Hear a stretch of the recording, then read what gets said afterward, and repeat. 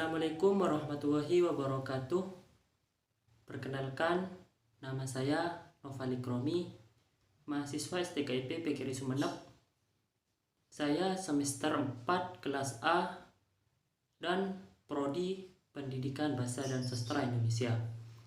Jadi pada kesempatan kali ini saya akan mempresentasikan tentang materi makna hiponimi. Istilah hiponim yang dalam bahasa Inggris hyponymy berasal dari kata Yunani kuno onomo yang berarti nama dan hypo yang berarti di bawah. Secara harfiah, hiponim bermakna nama yang termasuk di bawah nama lain. Dalam semantik, hiponim merupakan suatu kata atau frasa yang maknanya tercangkup dalam kata atau frasa lain yang lebih umum, yang disebut hipernim.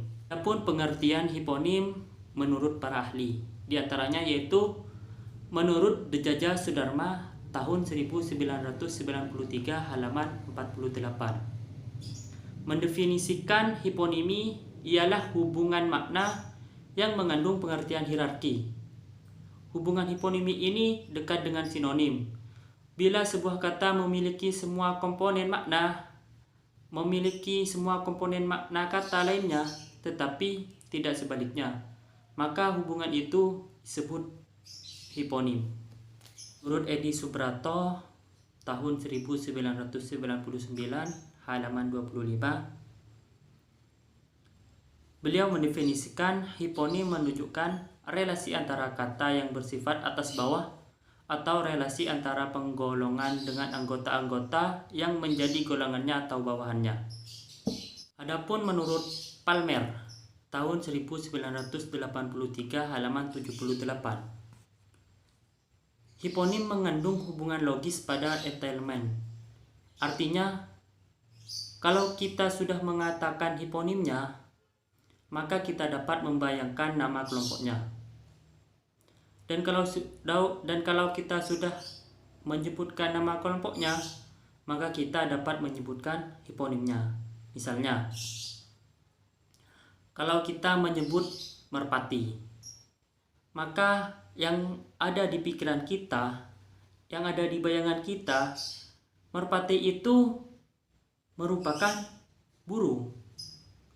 Jadi, kita telah mengetahui bahwa merpati itu termasuk burung. Jadi kalau kita menyebutkan burung, maka termasuk di dalamnya merpati, terkukur, lovebird. Jadi seperti itu. Jika kita sudah menyebutkan merpati, jadi sudah jelas merpati itu termasuk burung.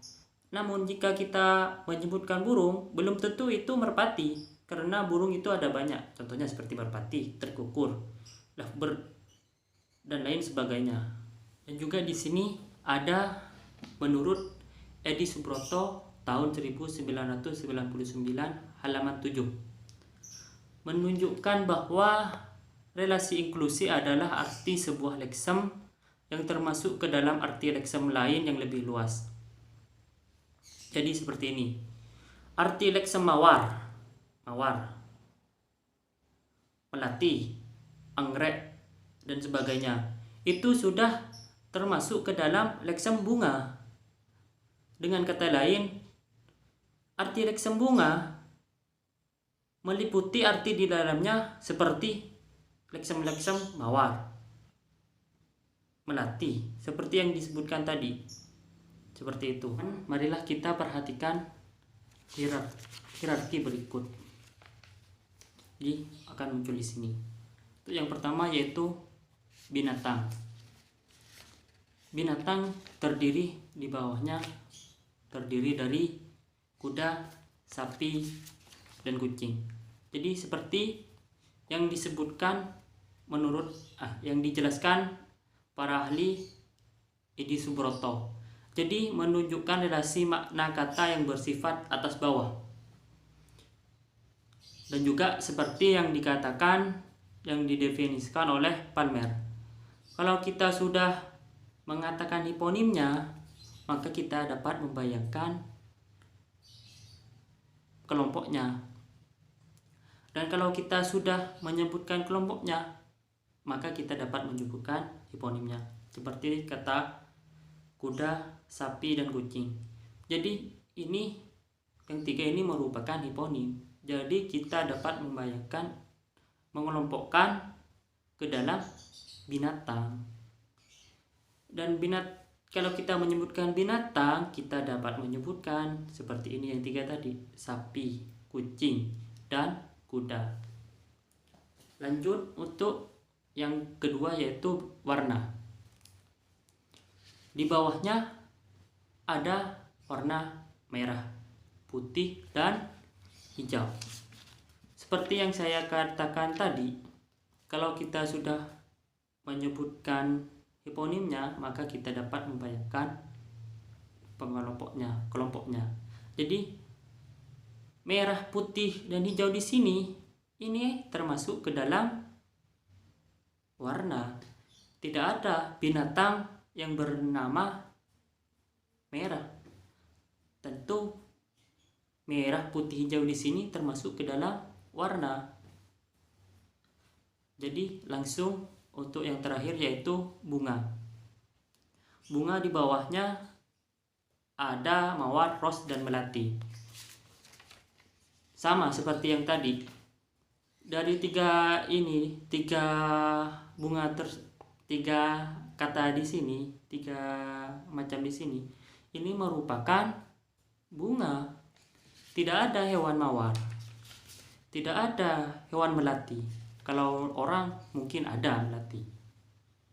Jadi seperti itu. Kalau kita sudah menyebutkan hiponimnya, kita dapat membayangkan kelompoknya. Adapun di sini relasi makna dari aspek hiponimi. Relasi makna bermaksud hubungan semantik yang terdapat antara satuan bahasa yang satu dengan satuan bahasa lainnya. Satuan bahasa mungkin berupa kata, frasa, dan ayat. Relasi makna dapat menyatakan yang pertama yaitu kesamaan makna. Yang kedua, pertentangan makna. Yang ketiga, jangkauan makna. Yang keempat, kegandaan makna. Dan yang terakhir yaitu kelebihan makna. Relasi makna ini dapat difahami umpamanya kata mawar ialah hiponim. Seperti yang tadi. Terhadap kata bunga. Karena mawar termasuk bunga. Tetapi bunga bukan hanya mawar, melainkan ada melati, bunga matahari, cempaka, dan lain-lain. Baik, di sini selanjutnya ada jenis-jenis hiponim. Yang pertama yaitu hiponim tulen.